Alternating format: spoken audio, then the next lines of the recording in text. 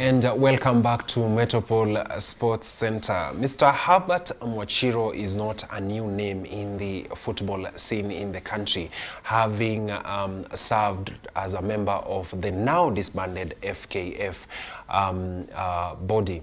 Herbert Mwachiro got introduced into sports at quite an early age.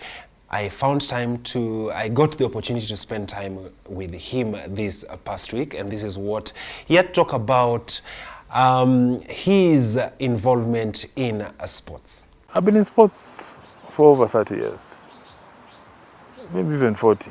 From the time I was a young man, I played sports in primary school, secondary school, high school, university, and even beyond my university career, in my working career.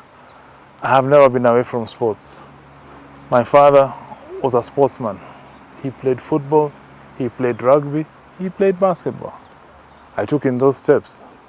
My uncle Leonard Mambo, no need introduction, but he was also part of my upbringing in terms of sports. I used to enjoy listening to him, accompanying him to the stadium. Those days, City Stadium was the marquee stadium, yeah? And to be on Jogo Road watching ball was the it, yeah. So I'm not a stranger to sports, yeah.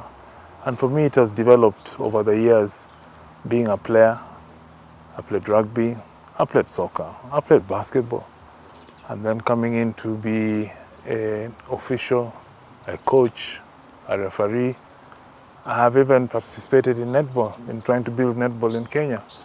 So for me, sports is a big thing. It is in my DNA. I sleep, I wake up, I eat, I breathe, I drink. It's sports. I was fortunate that both my parents were sports people. My mother played netball in the Nairobi League. So I think both of them understood the need for sports, and at the same time, the need to ensure that academics were a priority. My advice to parents is allow your children, if they have a talent, allow your children to indulge in it, but they shouldn't overindulge.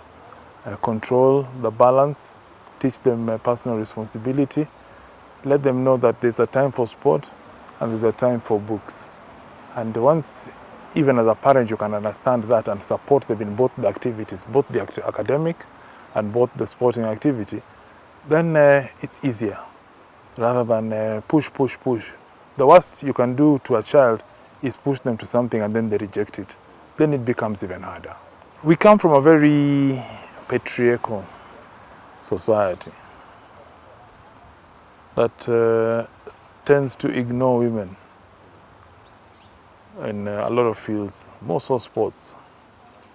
But having traversed the borders of this country, having traversed around the 47 counties in Kenya, I have seen a lot of talent in women. Our women are very talented. All they need is support. If you look at the Olympics, our women have started contributing to a lot of medals in the overall count. Otherwise, if we didn't have those medals from the women, sometimes our position will be very embarrassing. But you can see that our women, given a chance, can excel. For me, it is important to ensure, and I said it, structures for women's sport must be there and put in place, and resources must be doubled, tripled, quadrupled in order for us to develop the talent in women's sport. Women's football, our girls are doing so well without resources. Imagine if we motivated them even more, gave them the right environment, and put them in high performance training centers, we would be on top of the world. I'm confident that our girls' football or our women's football, certainly given the right support, and you can see FIFA are doing a lot for us to support women's football. Our ladies will get to the World Cup at either level, I'm sure. Moving the goalpost is a platform for women to empower themselves through sports. It's an amazing program that's based in Kilifi, where you have between 9,000 to 12,000 girls playing football, using sport to find themselves, using sport to build their confidence in life, and letting them know that they too have a talent and they can build for the future. It is empowering them, it is building their capacity, and it is making them more confident in life, especially when we know that, especially like in the coast or even in predominantly Muslim-dominated communities, women are not given that opportunity. But moving the goalposts has given them an opportunity.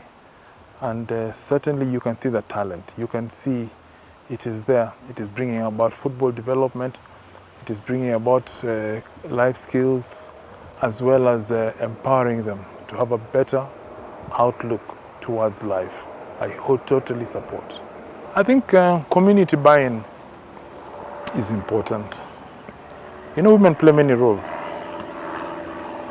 They are mothers, they are sisters, they are wives, and they are the backbone of the home.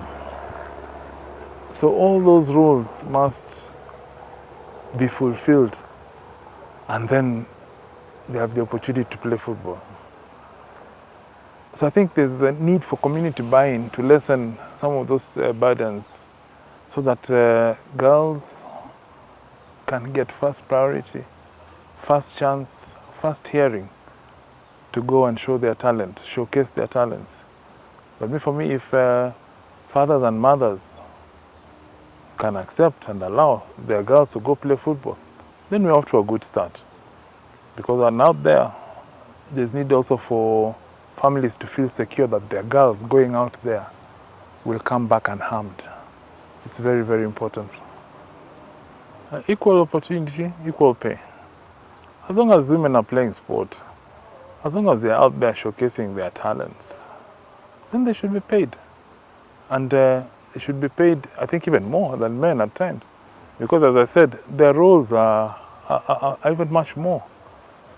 But we need to also put in more resources into the women's football. We need to strengthen the structures. We need to better the product so that it can be marketed to be more attractive and bring in more resources to the game. There is no doubt about the women's talent. That one, there is no doubt. So let's build it up. I don't think we should be looking at women's football as a by the way, but it should be mainstreamed. I said it in my 5 pillars, or was it my 6 pillars, that women's football is key. It is key for the development of sport in this country, and it must be given an opportunity on its own, not as a by the way, but as a clear standalone. The only way to improve the quality of our football, players, coaches, referees, administrators, and other officials or football support systems, is to start at the grassroots. If we get the structures right at the grassroots, then over time, the top will start to see the quality, because we must base it on quality right at the bottom. We have 47 counties, 290 constituencies, 1,450 wards. Now, if we start looking at quality of football right from the ward level and coming up, I'll go back, it's a pyramid. The quality starts at the bottom, the pyramid will grow.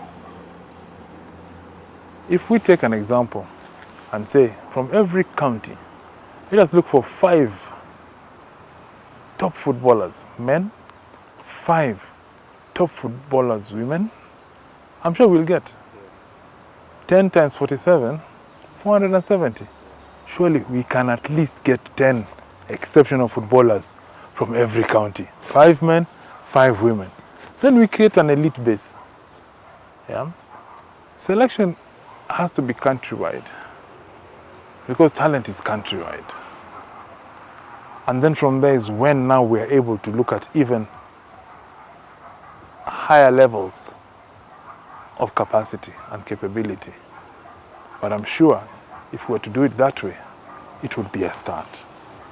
Sport is an industry. Football is big business. And if we get it right from the grassroots, we put in the structures, have involvement of the community. And the community is big. Business community, government community, county government community. Yeah? So we do a stakeholder mapping, identify who our partners are at that level. Then we start selling the idea. There is need to package football to make it attractive. Football can't be working around the world and not working here. Yeah? Because we know it can. We have the basic building block, and that is the talent. We have the basic building block right at the bottom, and that is the football talent. So we start packaging it right from the bottom. We build it up. We get the right academies. We get the right coaches. We get the right referees. Other football support systems come into play. Then we are building. It is happening in other countries. It can happen in Kenya, and it must happen. But it takes a collective effort. Yeah? The football authorities cannot do it alone, and the government or the county governments cannot do it alone. It has to be together. The synergies must come together. We must have an overall strategic plan. We must have our own Vision 2030 for football, or is it Vision 2050 for football? Yeah? So that we can go the same direction. Yes, we want to go to the World Cup, so we must have a strategy, and it's long-term. Long-term initiatives are the ones that bear fruit. Short-term are expensive, costly, and more damaging. If we show that we can have a high level of governance in sport as a whole, and I'm not just talking just football, I'm talking about sport as a whole, then we will be able to have a lot of buy-in from corporates. We'll have buy-in from the government itself at a much higher level. Because if the government is willing to invest in sport, then the corporates will follow. But we must have the capacity also within government of understanding what sports can do to this economy, how important sports is and can be such a vital contributor to the GDP of this country. If we look at in the developed world, sports is a double-digit contributor to the GDP of those countries. You can know how much is being invested and how much is being earned from it. That's the direction we need to go. The priority for sport in a country like ours, it must be taken to the first level so that it becomes a national project. It becomes a national idea. We must eat, live, breathe sports because we have the talent. Already we are a global nation in terms of sports. We have been to the Olympics, not only in athletics, but other sports as well, team sports. And that is a major breakthrough.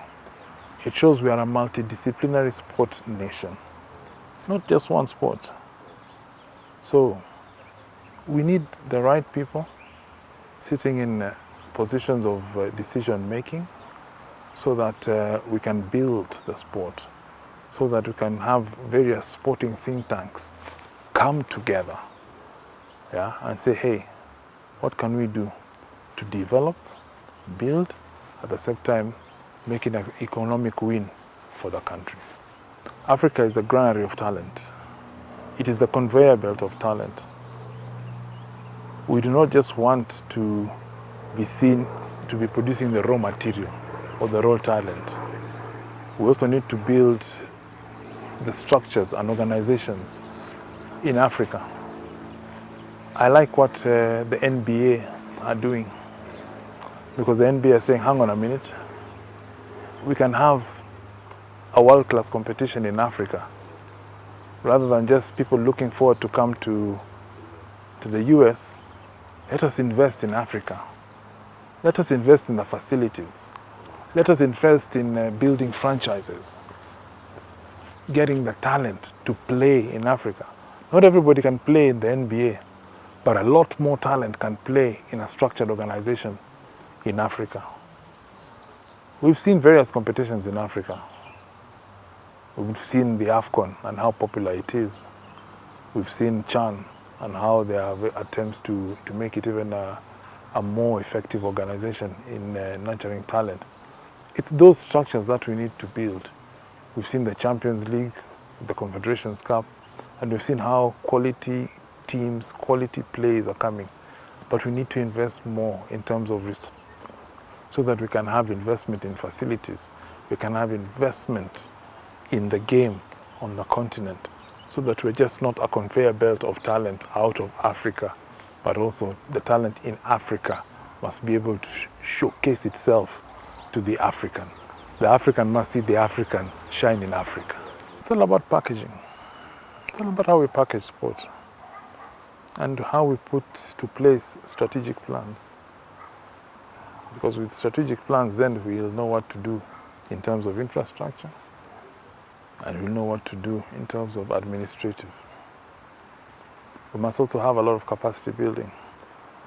And also, we must attract our sportsmen who have now retired and are able to give back to the game. We must make it attractive for them to have a value proposition to see that they can actually come back to build the structures in the game. At times we have sportsmen who play, finish, and walk away from the sport because they know what they went through. But if we get more brains of like-minded people coming to build the sport, people who can sit together. I want to talk sports with similar-minded people, like-minded people, so that we can come together and put our synergies together.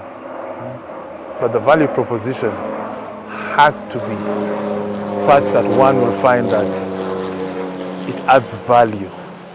Our talent is there. So let's create the environment. And within the environment,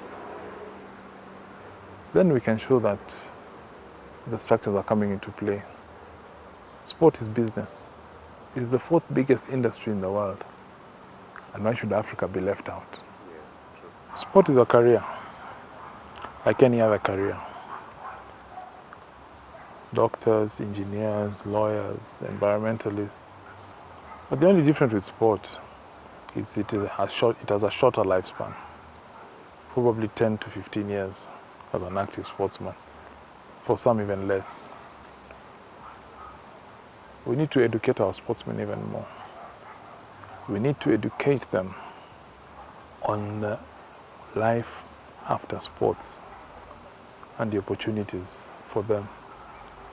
We need to build their capacity, even when they're playing as sportsmen, but also to build them to understand that after football or after basketball or after athletics, once the body cannot take any more, but life still continues, there are different opportunities.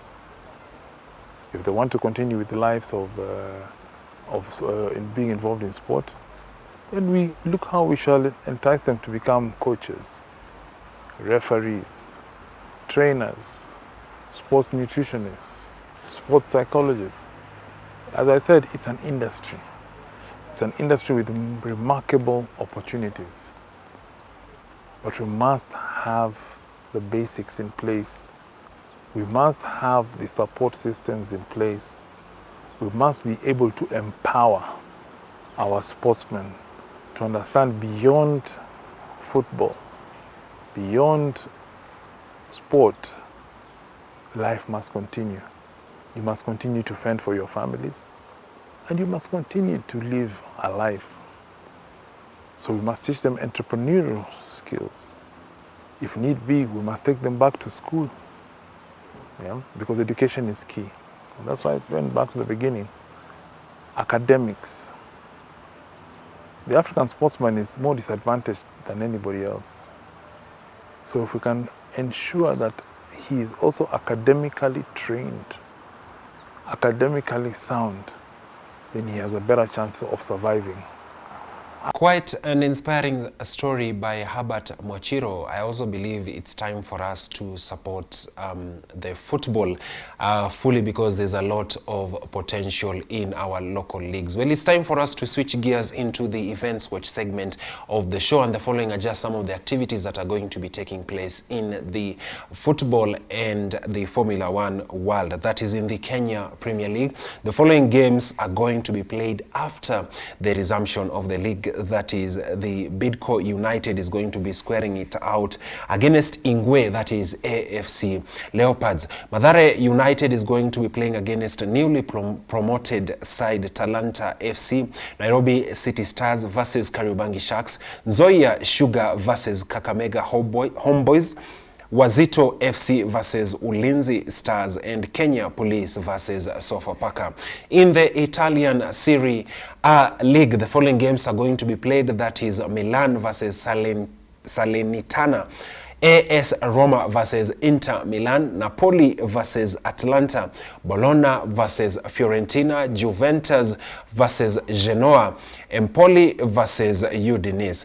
In the English Premier League, that is league leaders, Chelsea are going to be squaring it out against West Ham United, Newcastle United versus Burnley, Wolves versus title contenders, that is Liverpool, Watford FC versus Manchester United. In case you mentioned, I'm not talking about Manchester United versus Arsenal game that took place yesterday, which I don't want to delve into right now, but you definitely know how that score went on yesterday. Then Everton is going to be playing against Arsenal.